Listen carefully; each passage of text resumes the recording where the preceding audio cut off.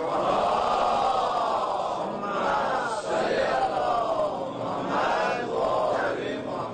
یہ عقیدہ اور عمل، یہ عقیدہ اور عمل کہ انسان جتنا عقیدہ، اچھا دیکھیے عقیدہ جب انسان میں اٹھتا ہے، آتا ہے عقیدہ، تو یہ عقیدے کے ذریعے دیکھیے جو بھی انسان دنیا میں آیا ہے وہ عقیدہ رکھتا ہے، جس کا جیسا عقیدہ ہو جائے. کچھ لوگوں کا معجزے اوپر بہت عقیدہ ہوتا ہے، فلاں جگہ معجزہ ہو گیا ہے عقیدہ ہے، فلاں جگہ فلاں بابا پھونک مارتے ہیں فوراً مرض ٹھیک ہو جاتا ہے عقیدہ بن گیا ہے نا، وہ فلاں پیر صاحب یہ کرتے ہیں عقیدہ بن گیا. تو جس کا جیسا عقیدہ بن جائے. اور ہمارے یہاں تو بہت معجزے ہوتے ہیں یو پی میں، اور جب ہم لوگ دیکھنے جاتے ہیں کہتے ہیں کہ جس کا عقیدہ کمزور ہوگا اس کو یہ معجزہ دکھائی نہیں دے گا، یعنی وہ بلیک میل کرتے ہیں. اب کون اقرار کرے گا؟ بلکہ اس سے اونچی بات کہتے ہیں کہ جو پاک نسل کا ہوگا اسی کو دکھائی دے گا. اب بیچارہ کون یہ نہ کہے جا کر کہ مجھے دکھائی دے رہا ہے، کون جا کے اپنے خدا نہ خاصہ اپنے نسل کی خرابی کروائے. تو یہ جو بلیک میل جو کیا جاتا ہے، بلیک میل کا جو ہے چیزوں، یہ بلیک میل کا تو ہے ہی ہے. بندہ خدا کو بلیک میل کرے گا، کیوں کیسے کہ جب ہم محشر میں جائیں گے تو محشر میں جانے کے بعد اللہ سے کہے گا ارے تو رحمان اور رحیم تھا، تو اب وہ زندگی بھر میں نے رحمان اور رحیم کہا ہے اور مجھے جہنم میں ڈال رہا ہے، تو دوزخ میں ڈال رہا ہے. تو اللہ اب بلیک میل شروع کر دیا، تجھ کو تو میں نے رحمان اور رحیم کہا ہے اور تو مجھے جہنم میں دوزخ کو بھیج رہا ہے. بلیک میل کرے کوشش کرے گا. تو وہاں سے شاید اللہ یہ جواب دے کہ جب دوزخ بنا رہا تھا، جب جہنم بنا رہا تھا تب میں رحمان الرحیم تھا، تو آپ کو دوزخ میں بیچ کے میں رحمان الرحیم کیوں نہیں باقی رہ جاؤں گا. تو یہ جو اپنے اعتقاد اور عقیدے کی بات ہوتی ہے، وہ ہر انسان عقیدہ رکھتا ہے. کسی کا کسی چیز کے اوپر عقیدہ آ گیا کہ ہم جب یہ دعا پڑھ کر نکلتے ہیں تو ہمارا یہ کام ہو جاتا ہے نا. سب ہوتا ہے یہ سب جو جسے کہتے ہیں گیم اور یہ کھیل ہمارے معاشرے میں ہوا کرتے ہیں، جس کا جیسا عقیدہ بن جائے. لیکن عزیزوں، میرے بھائیوں اور میرے دوستوں اور میرے چھوٹے بھائیوں، میں ایک گزارش آپ سے کرنا چاہتا ہوں، وہ یہ کہ یہ بتائیے کہ اگر آپ میں سے کوئی انسان پیسے والا ہے، اچھے گھر سے ہے، اچھے کھاتے پیتے گھر سے ہے، اور وہ ایک دفعہ اس کو دیکھیں کہ ہمارام میں جو کوڑا گرا ہوا ہے، کباڑ ہے، جو پرانی چیزیں ہیں اس کو سمیٹ رہا ہے، اس کو جمع کرو. تو ہم کہیں گے بھائی اللہ نے تمہیں سب کچھ تو دیا ہے، تم اس چیزوں کو کیوں سمیٹ رہے ہو؟ تو آپ شاید یہ جواب دیں کہ اللہ نے اتنا تو دیا ہے لیکن یہ جمع کریں گے تو اس کو بیچیں گے تو دو چیزیں، 2 روپے اور ہم کو مل جائیں گے، 2 پیسے ہمارے پیسے میں اضافے ہو جائیں گے. تو ہم ایسے انسان کو کیا کہیں گے بیوقوف ہے کہ جس کو اللہ نے اتنا سب کچھ دیا اور گھر میں وہ یہاں کوڑا اور گندی چیزیں سمیٹ رہا ہو. یہ بیوقوف انسان ہے. اس کے پاس تو اللہ نے سب کچھ گھر میں موجود ہے، اس کے وہ پھر یہاں پر کیوں آتا ہے گاڑیوں کو کوڑا سمیٹنے کے لیے؟ ہم ایسے انسان کو بیوقوف کہیں گے. میرے عزیزوں، ہم وہ دولت مند ہیں جن کے پاس ائمہ کرام جیسی ہستیاں ہیں، جن کے پاس انبیاء جیسی ہستیاں ہیں. ہم کوڑا سمیٹنے کے لیے پیر اور مریدی کے چکر میں نہیں پڑیں گے. ہمیں کوئی چیز کی ضرورت ہوگی تو ہم ہر امام کے پاس جائیں گے اور ان سے مانگ کر چلے آئیں گے. تو ہم دوسرے چکر نہیں پڑیں گے. تو ایسے ہی ہوگا کہ ہم کوڑا کرکٹ سمیٹ رہے ہیں، دوسروں کے چکر میں پڑے ہوئے ہیں. جب ہم ایسے لکھپتی ہیں کہ جب ہمارے پاس ایسے ایسے امام موجود ہیں، اور امام نہیں دوسرے جو غیر معصوم انسان ہیں، جب ایسے غیر معصوم انسان ہیں، جناب ابو عباس ایسا انسان موجود ہے، تو ہمیں ماننا ہوگا تو ہم ان کے نام سے مانگیں گے. تو عقیدہ تو انسان جب بھی دنیا میں آتا ہے تو اس عقیدے کو لے کر آتا ہے. اور عقیدے کے لیے پہلی بات کہہ دی گئی کہ پہلا عقیدہ جو ہوتا ہے وہ ہم کو کیا سکھایا جاتا ہے کہ اللہ، یہ تو بچے کو بچپنے سے ہم رٹوا دیتے ہیں کہ اللہ ایک ہے. وہ انگلی اٹھاتا ہے کہ اس سے پوچھو اللہ، تو وہ انگلی اٹھا دیتا ہے کہ اللہ ایک ہے، اللہ ایک ہے. لیکن جب سمجھانے کی منزل آتی ہے تو یہاں پر تھوڑا سا ہم سے کوتاہی ہو جاتی ہے. ہم نہیں سمجھاتے اس کو، بس اس کو رٹا دیتے ہیں. جب اس کو ہم نے صرف اس کو رٹا دیا، جسے کہا جائے کہ اس کے بس ایک چیز بن گئی کہ اللہ ایک، اللہ ایک، اللہ ایک. وہ سمجھا نہیں کہ یہ ایک ہے تو کیوں ہے. بس یہیں سے عقیدے کی کمزوری شروع ہو جاتی ہے. اور جب وہ اللہ کو اللہ ایک سمجھ لیتا ہے تو عقیدہ مضبوط ہوتا چلا جاتا ہے. تو ہم سے غلطی کیا ہوتی ہے کہ ہم صرف اسے بس اتنا یاد کراتے ہیں کہ اللہ ایک ہے. یہ نہیں سمجھاتے کہ اللہ ایک ہے تو کیوں ہے. یہ بتائیے کہ ہم میں سے کتنے لوگ ایسے جو سمجھے ہیں کہ اللہ ایک ہے، بس کیسے کتنے کس کے پاس کتنا پروف ہے. پروف کی منزل میں اگر ہم دوسرے قوم والوں کو سمجھانا چاہیں نہیں اللہ ایک ہوتا ہے، اللہ ایک ہے، تو ہمارے پاس کتنی دلیلیں ہوں گی؟ شاید 3 4 5 اس سے زیادہ ہمارے پاس کچھ نہیں پروف ہم نہیں کر سکیں گے کہ اللہ ایک ہے، اللہ ایک ہے. اب دیکھیے ایک سلوات پڑھیے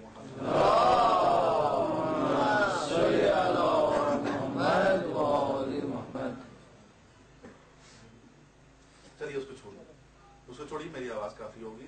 تو جب ہم پروف نہیں کر سکتے کیا کہ اللہ ایک ہے، ہمارے جو پہلے امام ہیں مولا کائنات امیر المومنین علی بن ابی طالب علیہ الصلوۃ والسلام، نہج البلاغہ میں اپنے بیٹے محمد حنفیہ کو سمجھاتے ہیں.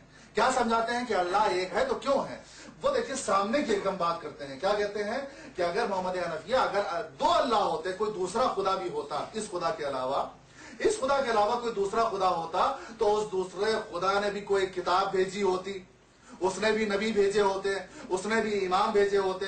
آج تک ہم کو کسی دوسرے خدا کی نہ کوئی کتاب ملی ہے، نہ دوسرے خدا کا کوئی نبی ملا ہے، نہ کسی دوسرے خدا کا امام ملا. اس کا مطلب یہ ہے کہ ایک ہی خدا ہے جس نے قرآن کو بھی بھیجا ہے، جس نے نبیوں کو بھی بھیجا ہے اور جس نے اماموں کو بھی بھیجا ہے. اگر دوسرا کوئی ہوتا تو کہیں تو کچھ تو بھیجتا. کوئی نبی تو آگے آ کے کہتا کہ ہم اس اللہ کی طرف سے آئے ہیں. کوئی امام تو آگے یہ کہتا کہ ہم تو فلاں کی طرف سے آئے. کوئی کتاب تو ایسے زمانے میں ہوتی جو کہتی کہ نہیں اس اللہ نے نہیں، اس اللہ نے بھیجی ہے. تو اس کا مطلب کیا ہے کہ وہ ایک ہی اللہ ہے جس نے سب کو بھیجا. اب تو یہ تو بات محمد حنفیہ کو مولا کائنات نے سمجھائی ہے. اب جو ہمارے بچے ہیں ان کے ذہنوں میں ایک چیز کہیں شہر سے شہر ٹکرائی ہوگی. بگ بام ہوا تھا کہ دنیا وجود میں آئی، بگ بینگ ہوا تھا، اس کے بعد یہ دنیا وجود میں آ گئی. ایک دھماکہ ہوا، اور دھماکہ جب ہوا تو کیا ہوا؟ دنیا، یہ اس میں پڑھایا جاتا ہے اسکولوں میں باقاعدہ، اس کا اوپر وہ چل رہا ہے کہ وجود میں آئی. ایک دھماکہ، ذرات تھے، شعائیں تھیں کہ اس کے آپس میں جو تھی وہ ٹکرائی، اور ٹکرانے کے بعد دنیا وجود میں آ گئی. لیکن ایک بات ہمیں ایک بات سمجھ میں نہیں آتی ہے، وہ یہ کہ اگر کوئی دھماکہ ہو اور دھماکہ ہونے کے بعد دنیا وجود میں آ جائے تو یہ کیسے ہو سکتا ہے؟ جب کوئی چیز آپس میں لڑے اور آپس میں لڑنے کے بعد کوئی چیز بنتی نہیں ہے، بگڑتی ہے. اگر دو چیزیں آپس میں لڑ رہی ہوں تو چیز بنتی نہیں ہے بلکہ ایکسیڈنٹ ہوتا ہے. تو چیز بنتی ہے یا بگڑتی ہے؟ اب جو یہ کہا جا رہا ہے کہ آپس میں ذرات ٹکرائے یا شعائیں ٹکرائیں یا جو بھی دنیا میں تھا وہ آپس میں ٹکرایا، اور ٹکرانے کے بعد کیا ہوا؟ دنیا وجود میں آ گئی. تو آپس میں دو چیزیں ٹکراتی ہیں تو چیز بنتی نہیں ہے بلکہ بگڑ جاتی ہے. جب ایکسیڈنٹ ہوتا ہے تو اس کی گاڑی کی شکل و صورت اچھی نہیں ہوتی، بلکہ اگر ٹکرایا ہوتا تو گلمرگ وجود میں نہ آتا ہے نا.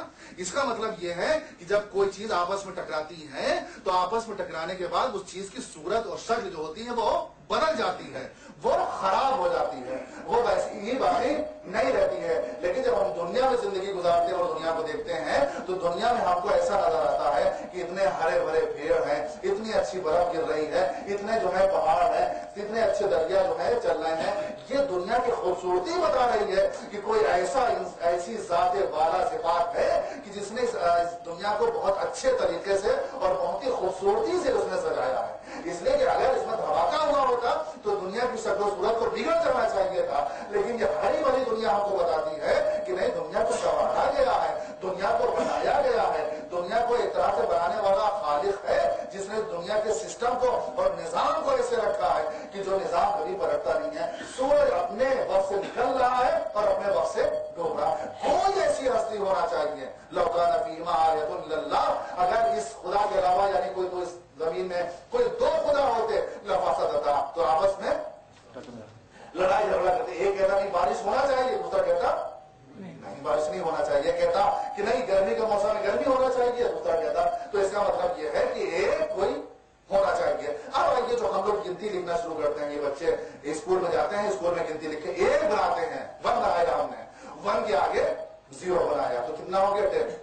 اس کے آگے 0 بنایا تو 100 ہو گیا. اس کے آگے 1000، اس کے آگے ملین، جہاں تک وہ گنتی آپ کی پہنچ سکے سب کچھ اس ایک کے آگے. یعنی کیا کہا جائے، اس ایک کے آگے جب تک 0 لگتا رہے گا تو یہ ایک کی وجہ سے یہ سب چیزیں وجود میں آتی رہیں گی. سمجھ رہے ہیں نا بات؟ یعنی یہ اس وجود کا طفیل ہے، یہ 1 کا طفیل ہے کہ جس کی وجہ سے یہ سب چیزیں وجود میں آ رہی ہیں. اب اگر آپ اس 0 کو اس طرف رکھ دیجئے 1 کے، تو کیا ہو؟ اس کا مطلب مائنس، کچھ نہیں ہے، 0 ہے، کچھ بھی نہیں ہے. یعنی کیا مطلب ہے کہ اگر یہ جو ایک ہے، اس ایک کی وجہ سے پوری دنیا وجود میں آئی ہے، اور جتنا یہ 0 بڑھتا جائے گا اتنی ہی اس کی تعداد بڑھتی ہی جائے گی. اس اللہ نے جو ایک ہے اس نے ہم کو اس دنیا میں پیدا کیا. اللہ ایک چھوٹی سی مثال آپ کی خدمت میں پیش کریں گے. وہ یہ کہ اللہ جب ہم کو پیدا کرتا ہے تو کتنے اچھے انتظام کے ساتھ اور کتنے اچھے اہتمام کے ساتھ پیدا کرتا ہے. یہ بتائیے کہ دنیا میں جتنے بھی کارخانے فیکٹری چل رہی ہیں جہاں سیمنٹ بنتی ہے وہاں سیمنٹ بن رہی ہے تو یہ کہہ دیا گیا کہ یہ اس میں مٹیریل اس میں ڈالا جائے گا تو سیمنٹ بن کے نکلے گی. یعنی اس مشین میں یہ مٹیریل ڈالا جائے گا تو سیمنٹ بن کے نکلے گی. یہ نہیں ہو سکتا کہ مٹیریل سیمنٹ ڈالا جائے اور نکلے اینٹا گما لکڑی نکل رہا. ایسا نہیں ہو سکتا ہے نا. تو دنیا کا دستور یہ ہے کہ مٹیریل بھی طے ہوتا ہے اور مشین بھی طے ہوتا ہے اور جو چیز بن کے نکل رہی وہ بھی چیز ہوتی ہے, اس میں کوئی تبدیلی نہیں ہو سکتی. اللہ کا کمال دیکھیے, اللہ کا کمال دیکھیے کہ جب اب ہوتا ہے نکاح ہوتا ہے تو ایک دفعہ لڑکی پیدا ہوتی ہے ایک دفعہ لڑکا پیدا ہوتا ہے. دنیا میں کیا ہوتا ہے کہ ایک چیز فکس ہو گئی کہ یہی مٹیریل رہے گا یہی مشین رہے گی, اس میں کوئی چیز بدلنے والی نہیں ہے. لیکن اللہ کیا ہے کہ اللہ ایک دفعہ کیا کرتا ہے لڑکے کو پیدا کرتا ہے ایک دفعہ اسی کو لڑکی کو پیدا کر دیتا ہے. اور کہاں پیدا کرتا ہے, کہاں ماں کے پیٹ سے بچہ پیدا ہو رہا ہے. لیکن کیوں, کس طریقے سے, وہ اندھیری جگہوں پر پیدا کر رہا ہے. اندھیرا یہاں پر کچھ بھی نہیں ہے, وہاں پر ہماری غذا پہنچ رہی ہے, وہاں پر ہمارا پانی پہنچ رہا ہے, ہمارا کچھ بھی نہیں سمجھتے ہیں. اور یہ بتائیے کہ جب ہم سب شکم مادر میں تھے, جب ہم سب ماں کے پیٹ میں تھے, وہاں ہم کیا اس لائق تھے کہ ہم نے اللہ سے کہا کہ ہمیں 2 کان دینا 3 کان نہ ہونے پائے, ہمیں 1 ناک دینا 2 ناک نہ ہونے پائے, کیا ہمارے دانت 32 ہوں, ہمارے سر پر بال نہیں. ہم وہاں پر تھے, یعنی ہم بول بھی نہیں سکتے تھے. بغیر مانگے اللہ نے ہم کو سب کچھ ہماری ضرورتوں کو دے دیا ہے. تو سوچنے کی بات ہے جو اللہ بن مانگے ہماری ضرورتوں کو پورا کر رہا ہو, جب دنیا میں ہم اس سے کوئی چیز مانگیں گے تو کیا وہ ہم اس چیز کو پورا نہیں کرے گا. وہاں تو ہمیں ایسے طریقے سے ہم کو پیدا کر رہا. دیکھیے کہ ہم دنیا میں پیدا ہوتے ہیں, وہاں 9 مہینے ماں کے پیٹ میں. اللہ کی دیکھیے کہ اللہ ایک ہے تو کیا مطلب ہے, اس نے اس دنیا کو بنایا ہے تو اس کا کیا مطلب ہے کہ ہم یہاں پر بول رہے ہیں, وہ کیمرہ لگا ہوا ہے, یہ لائٹیں جل رہی ہیں, ہمارا فوٹو اس میں آ رہا ہے, ہماری تصویر آ رہی ہے. اگر یہ لائٹ بند کر دی جائے تو کچھ اس میں کچھ ریکارڈ ہونے والا نہیں ہے. یعنی کیا مطلب ہے, دنیا کا کیمرے مین, دنیا کا کیمرہ مین, دنیا کا فوٹوگرافر جب ہمارا کوئی فوٹو اتارنا چاہتا ہے تو ہمارے چاروں طرف لائٹ لگایا کرتا ہے تاکہ اس لائٹ اس روشنی کے سہارے سے ہم آپ کی پکچر اور فوٹو کو ہم اتار دیں. اللہ کو دیکھیے کہ اللہ جو ہے وہ لائٹ کا انتظام ماں کے پیٹ میں نہیں کرتا ہے, وہاں پر بچے کو بناتا ہے اور اس اندھیرے میں بناتا ہے, وہاں پر کوئی لائٹ نہیں پہنچ رہی ہے. اور جب یہ بچہ اس اندھیرے میں پیدا ہوتا ہے, ایک دن نہیں 9 مہینے میں اس اندھیرے میں تیار ہوتا ہے, جب پیدا ہوتا ہے تو یہ کوئی کہتا ہے کہ ماں کو پڑھا ہے, کوئی کہتا ہے باپ کو پڑھا ہے, کوئی کہتا ہے نانا کو پڑھا ہے, کوئی کہتا ہے دادا کو پڑھا ہے, کوئی کہتا ہے ماموں کو پڑھا ہے. تو سوچئے کوئی ایسی ذات تو ہے کہ جو اتنی باریک ہے, اتنی مہین ہے, جو اتنے دنیا کے نقطے کو جا رہی ہے کہ وہ جو سسٹم بنا دیا ہے اس سسٹم کے حساب سے انسان پیدا ہوتا چلا آ رہا ہے, انسان کو رزق ملتا ہوا چلا آ رہا ہے. انسان روزی, دیکھیے ہم میں سے ہر جو نوجوان ہے, خاص طور سے نوجوان ہیں, وہ روزی کے لیے رزق کے لیے زیادہ پریشان رہتے ہیں. کہ اللہ پتہ نہیں یہ عقیدے کی کمزوری ہوتی ہے جب انسان روزی کے لیے رزق کے لیے پریشان ہوتا ہے. سے بتایا نا کہ اگر اس کو رٹا دیا کہ بس اللہ ایک ہے تو وہ ایک سمجھ لیتا ہے, اس کا سمجھایا نہیں جاتا کہ اللہ ایک ہے تو کیوں ہے. تو ہمارے یہاں جو عقیدے کی کمزوری ہوتی ہے, ہم کیا سمجھتے ہیں کہ روزی, ہماری روزی نان اور روٹی ہمارے کیا ہوگا. خاص طور سے نوجوان, تم لوگ بھی اس منزل پر پہنچو گے, جب جوان ہوں گے تو سوچو گے کہ ہماری اس روزی روٹی کا کیا ہوگا. جلدی سے بڑے ہو جائیں, جوان ہو جائیں, پیسے آ جائیں, شادی ہو, بچے ہوں, فلاؤ جیسے باپ بچے سنبھالتے ہیں, بناتے ہیں. تو یہ جو روزی, یہ عقیدے کی کمزوری ہوتی ہے کہ انسان اللہ پر بھروسہ نہیں کیا کرتا ہے. مولا کائنات نے اس نقطے کو اتنے حسین انداز میں سمجھایا ہے کہ روزی کا ذمہ دار بھی وہی ذات ہے جس کو تم ایک کہتے ہو. بس عقیدے کی مضبوطی ہونا چاہیے تاکہ تم یہ سمجھ سکو کہ روزی دینے والا وہی ہے اور کوئی نہیں ہے. مولا سے ایک انسان کوئی ہوگا, صحابی کوئی انسان جس نے ایک سوال کیا. دیکھیے سوال سنیے گا اور عقیدے کو سمجھیے گا کہ سوال کیا کرتا ہے مولا کائنات سے کہ مولا یہ بتائیے کہ اللہ آپ کہتے ہیں کہ اللہ کا جو روزی کا فرشتہ ہے وہ روزی پہنچاتا ہے؟ مولانا کہا بالکل، اللہ کا ایک فرشتہ ہے روزی والا، رزق والا، وہ سب کی روزی کو سب تک پہنچاتا ہے. اور اللہ کے بہت سے فرشتے، موت کا فرشتہ ہے وہ موت لینے کے لیے سب کی آیا کرتا ہے. اللہ سب کے فرشتے جو ہیں وہ بنا رکھے ہیں. یہ روزی کا فرشتہ ہے، رزق کا فرشتہ ہے، وہ موت کا فرشتہ ہے.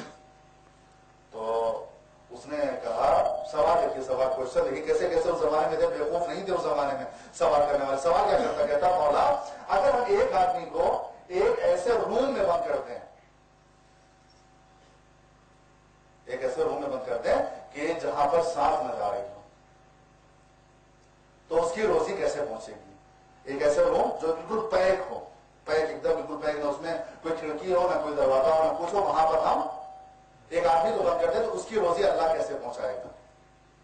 سوال سمجھ گیا آپ؟ نہیں سوال سمجھے.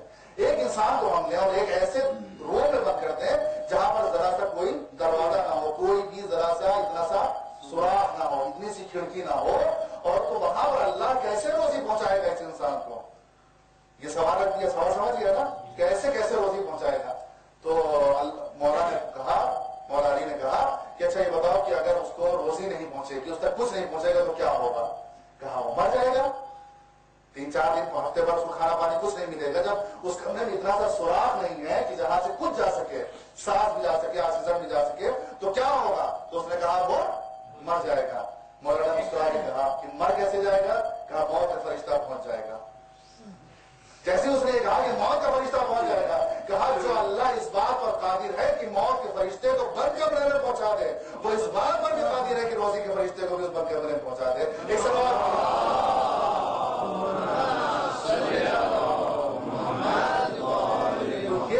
یہ ہے عقیدے کی کمزوری، جسے انسان یہ کہتا ہے کہ ہم نے سمجھا نہیں.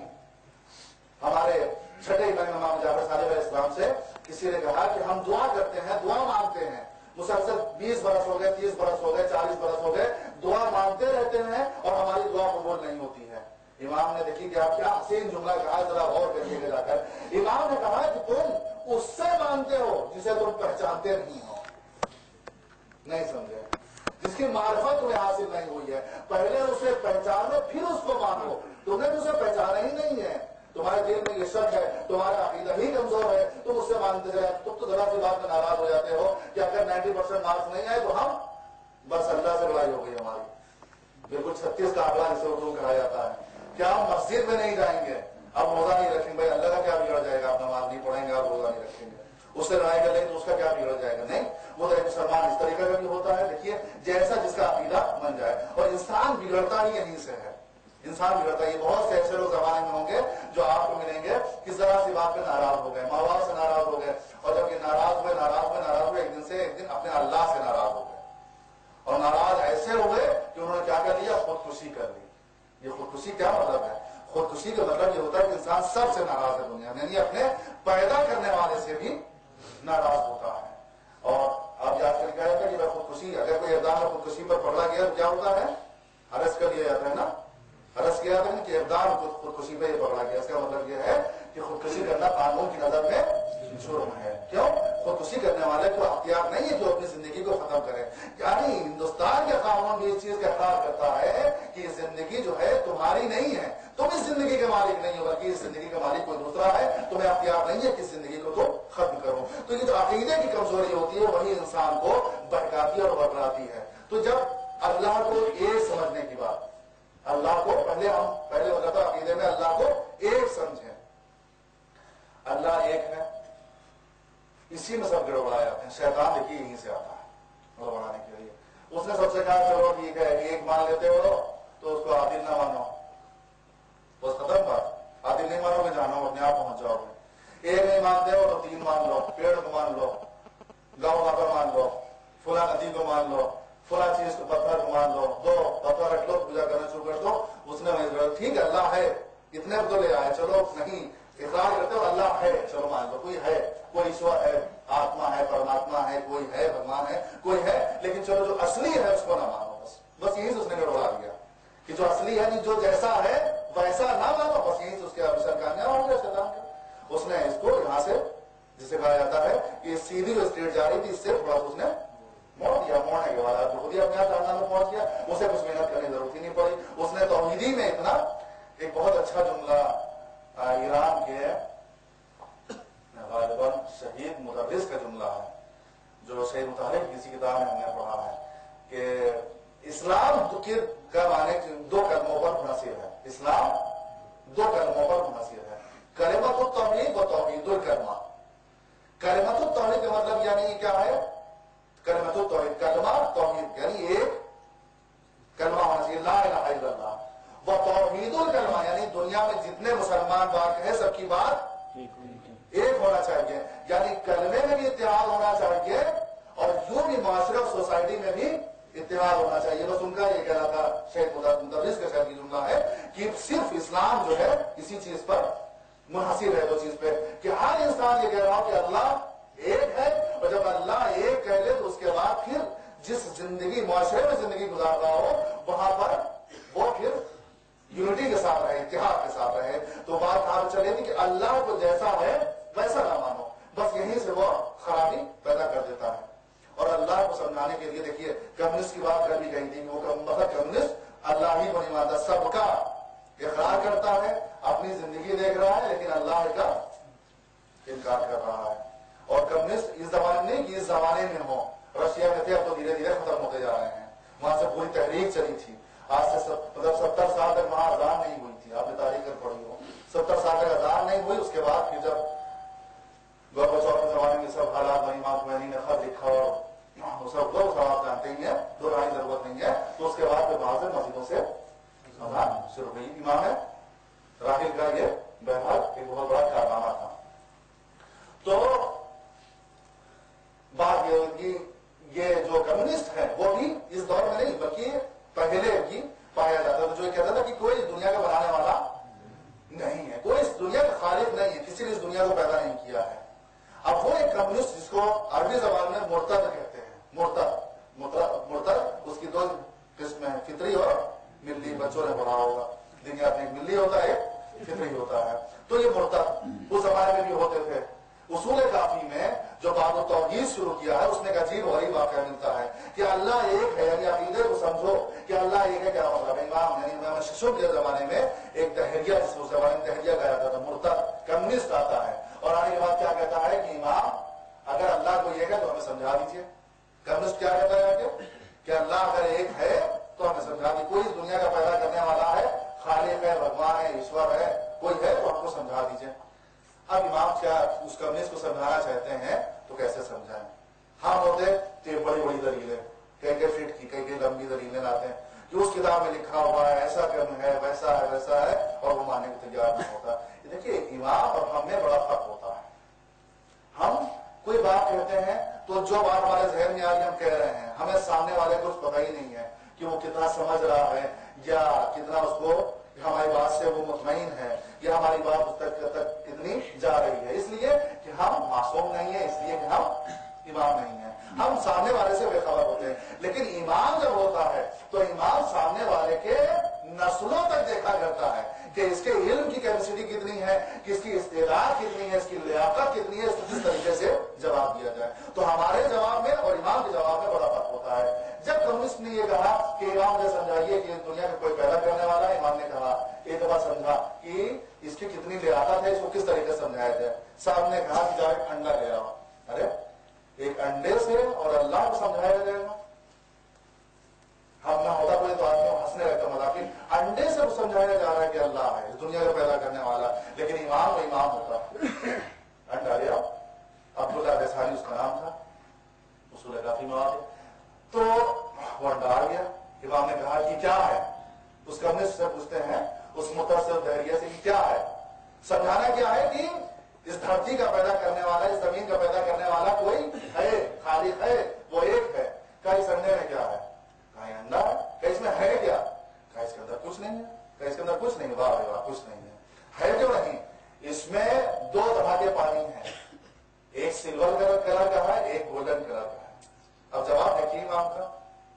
क्या तो कहते इसमें कुछ नहीं है, इसमें दो तरह के पानी है, एक सुनहरे रंग का और एक चांदी के रंग का, एक गोल्डन कलर का, एक सिल्वर कलर का। और खास बात यह हैं कि दोनों पानी आपस में मिलते नहीं।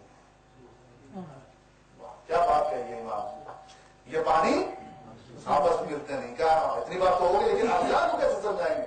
क्या देखो, समझो तो दुनिया का पैदा करने वाला कोई है क्या? ये दोनों पानी आपस में मिलते हैं क्या? इसके ऊपर क्या है? इसके ऊपर एक छिलका है इसका व्हाइट कलर का। कहा व्हाइट कलर का छिलका है, तो ये अंडा जो रखा जाता है तो इसमें से क्या होता है? इसमें से कहा बच्चा पैदा होता है। कहा बच्चा पैदा होता है। अच्छा, तो इसके अंदर कौन सी ऐसी जात है जो गई और उसने जाकर बच्चा बनाया, और कभी वो नर निकला कभी वो मादा निकला? कहा नहीं, इस जो खोल है, जो इस सफेद ऊपर जो लगा हुआ है इसके ऊपर, इसके अंदर पूरी कायनात, पूरी एक नस्ल है जो अंदर मौजूद है। कोई ऐसी जात है जो इसके अंदर जाती है, जो एक दफा बच्चा पैदा होता है तो कभी नर होता है, मुर्गा होता है, कभी मुर्गी होती है। कहा बस वही जो जात है जो इतनी साहिब अख्तियार है कि जो एक अंडे के अंदर से ये सब पैदा कर सकती है, वही इस दुनिया का खालिक है और पैदा करने वाला है। एक सवाल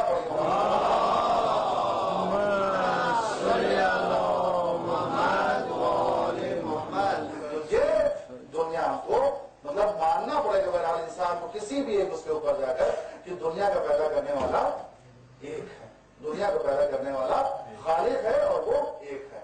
अकीदे और अमल की बात जब आती है तो जब इंसान, देखिए, जब इंसान अकीदे की मंजिल पर आता है और समझ लेता है कि हमारा कोई पैदा करने वाला है, तो मौलाए कायनात क्या कहते हैं? जो बराबर फइन्ना शाहिद हुवल हाकिम।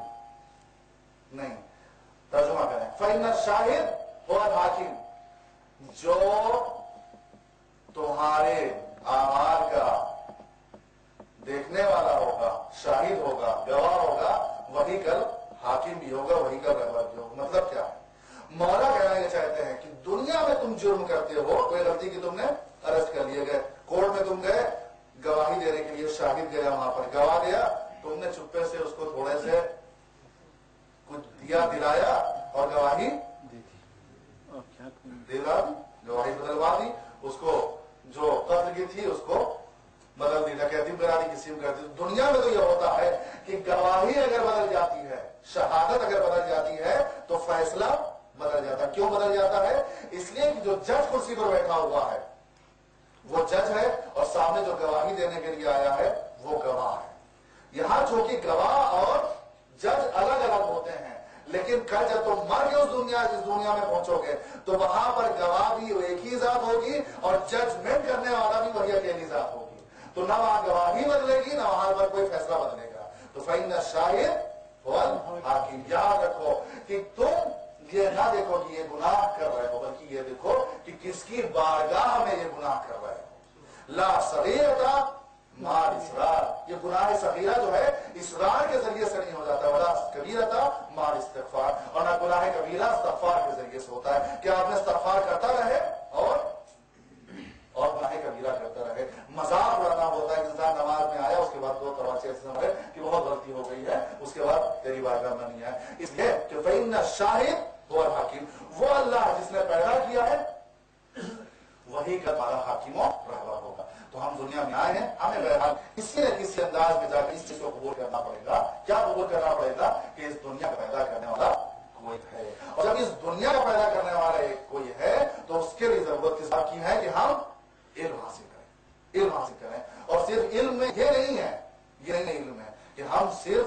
अपना इल्म नहीं हासिल करें। अगर मौलाए कायनात के लिए रसूल ये कहते हैं ना जिनको इल्म मालियन बाबूहा, तो ये बताइए कि मैं शहर इल्म हूं, अली उसका दरवाजा, ये कहा है ना, मैं शहर इल्म हूं, तो ये कहा मौला ने या रसूल ने कि अली जो है फुला इल्म नौ का दरवाजा है, इल्म सर्फ का है, अदबियात का है, फिक़्ह का है, इल्म रिजाल का है, बल्कि कहीं नहीं, बल्कि एक मुतलक लफ्ज कहा है कि मैं शहर इल्म, यानी इल्म के जितने भी दरवाजे हो सकते हैं, जितनी भी किस्में हो सकती हैं दुनिया में, सबका शहर मैं हूं और अली उसका दरवाजा। यानी जितना इल्म मेरे पास है, जितनी भी किस्में हो सकती हैं इस इल्म की, वो सब कुछ मेरे पास है और उसको मैंने अली को दे दिया है। तो उस इल्म को हासिल करने की जरूरी नहीं है। और मैं अपने नौजवानों से और अपने भाइयों से ये गुजारिश करना चाहूंगा कि देखिए, जब इल्म हासिल करने की बात आए तो दुनिया का जितना जैसा भी इल्म हो, इल्म दीन ही पर नहीं बल्कि इल्म दुनिया में जिसके जरिए से आप अल्लाह की मार्फत हासिल हो रही हो,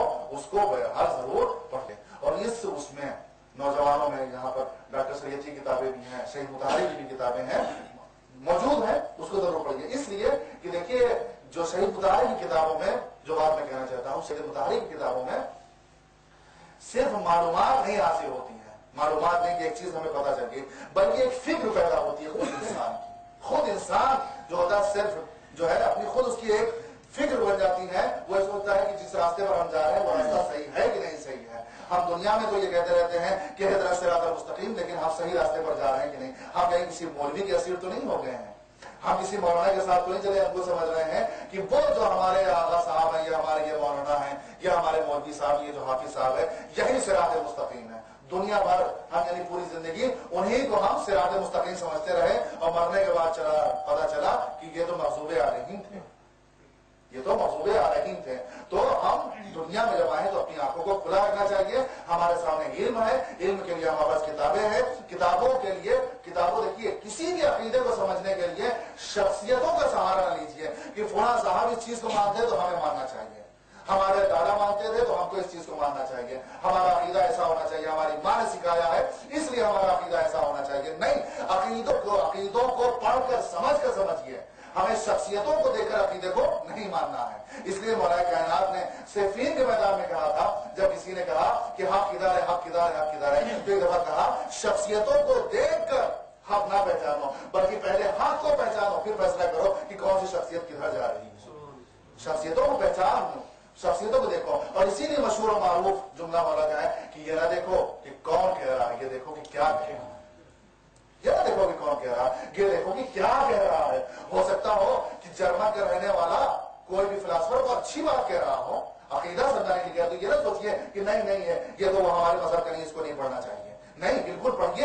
پڑھنے سے آپ کے اندر خود صلاحیتیں پیدا ہوں گی، اور ہو سکتا ہو کوئی بہت بڑا اسلام کے لیے کوئی کام آپ کر کے جائے، یا کوئی بہت بڑا مسئلہ حل کر کے چلے جائے. اب بات کہی جاتی ہے کہ دیکھیے ہمارے جو مولوی ہوتے ہیں وہ مولوی خمس اور میراث یا زکات کے مسئلے کو حل کیا کرتے ہیں. اب ہم پوچھتے ہیں اگر مولوی نے اکنامکس نہیں پڑھی ہوگی، اکنامکس نہیں پڑھی ہوگی تو یہ میراث کے مسئلے کو کیسے حل کرے گا، یہ خمس و زکات کے مسئلے کو حل کیسے کرے گا. اس کا مطلب یہ ہے کہ ہمارے مدرسوں میں جہاں ضرورت اس بات کے علم دین دیا جائے، وہاں پر ان سب چھوٹے چھوٹے اتنی ضرورت بھر کے جو علم حساب ہے، اکنامکس جسے کہا جاتا ہے، اس کو ہمیں پڑھانا چاہیے. تو ہمیں صرف نہیں کہ ہم جس ماحول میں زندگی گزار رہے ہیں بس نہیں، بلکہ ہم کو دیکھنا ہوگا کہ جو ہماری ضرورت ہے اس کو ہم اپنے ساتھ لے کر چلیں. عقیدے کو سمجھ کر، پہلے عقیدے کو سمجھیں. دیکھیے جب عقیدے کو سمجھ لیں گے تبھی ہم عمل کو سمجھ کر انجام دیں گے. ورنہ کیا ہوتا ہے کہ ہماری وہ چیز عبادت نہیں رہتی، عادت بن جاتی ہے. دونوں چیزوں میں فرق ہے. عبادت الگ چیز ہوتی ہے اور عادت الگ چیز ہوتی ہے. ہماری عادت پڑ گئی کہ ہم نماز پڑھتے ہیں، آئے اللہ اکبر بسم اللہ الرحمن الرحیم، ختم ہو گئی، رکوع کیا سجدہ کیا، عادت پڑی ہوئی ہے. لیکن جب ہم اس کو عبادت سمجھیں گے، وما خلقت الجن والانس الا لیعبدون، کہ ہم نے تمہیں پیدا کیا کس کے لیے، عبادت کے لیے تمہیں پیدا کیا ہے. تو کسی بھی چیز کو یعنی عقیدہ ہو یا عمل ہو، کسی چیز کو عادت نہ بنائیے بلکہ عبادت بنائیے. اللہ عادت کے اوپر ثواب نہیں دیتا ہے، عبادت کے اوپر ثواب دیا کرتا ہے.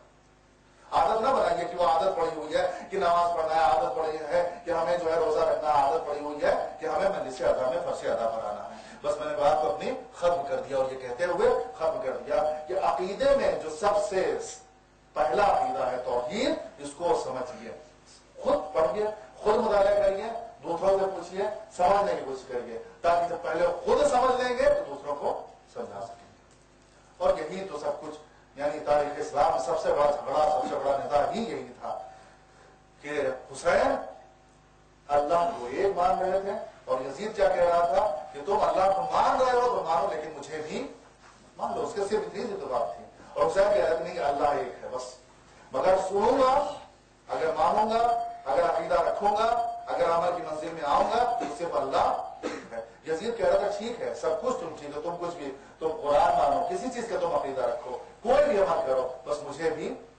مان لو. بس تیزو جھگڑا تھا بھائی، تیزو جھگڑا تھا کہ حسین جو ہے یزید کے ہاتھ پر ایسے بیعت کر دیتے، بات ختم ہو جاتی. یزید یہ کہہ رہا بس بیعت کر لو، کہہ لو تم بھی خلیفہ. لیکن حسین کا جواب کیا تھا، نہیں، اگر عقیدہ ہے کہ اللہ ایک ہے تو بس اللہ ایک ہے، قرآن ہے، بس عمل ہے تو بس ہے. اور یہی جھگڑا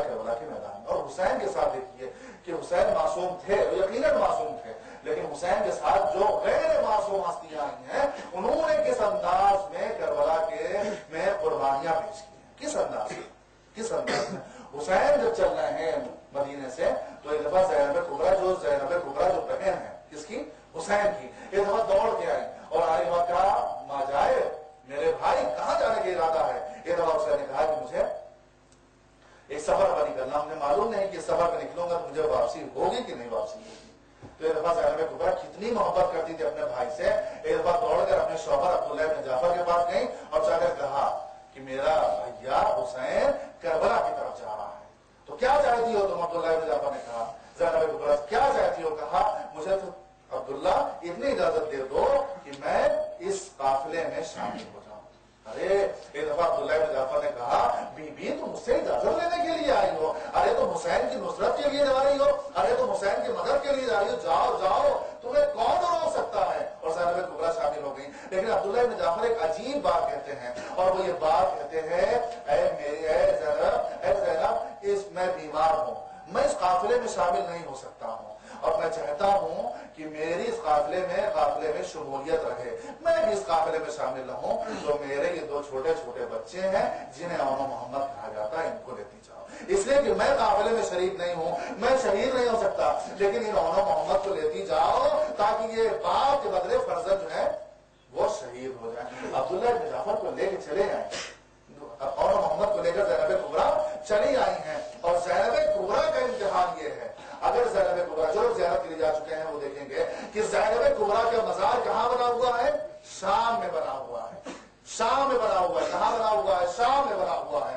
اور جب جناب سید سجاد جب سے پوچھا جاتا تھا کہ سب سے مشکل مرحلہ کون سا تھا تو وہ یہ کہتے تھے الشام الشام الشام الشام الشام الشام. زینب کبریٰ کی جو مجاہد ہے، مجاہدہ ہے، جو جہاد شروع ہوا ہے وہ حسین کے شہید ہوتے ہی، حسین کے شہید ہوتے ہی، اس لیے کہ روز عاشور جب حسین رخصت آخر کے لیے آئے ہیں تو تاریخ یہ کہتی ہے کہ جب اپنے ذوالجناح پر سوار ہونا چاہتے تھے تو ایک دفعہ ذوالجناح کے کنارے آئے اور کھڑے ہو گئے. ایک دفعہ دائیں دیکھا، ایک دفعہ بائیں دیکھا، ایک دفعہ دائیں دیکھا، ایک دفعہ بائیں دیکھا. ارے زینب کبریٰ سمجھ گئی کہ حسین کیا سوچ رہے ہیں، کیا سوچ رہے ہیں. حسین یہ سوچ رہے ہیں جب مدینے سے چلے تھے تو ہم سوار ہونا چاہتے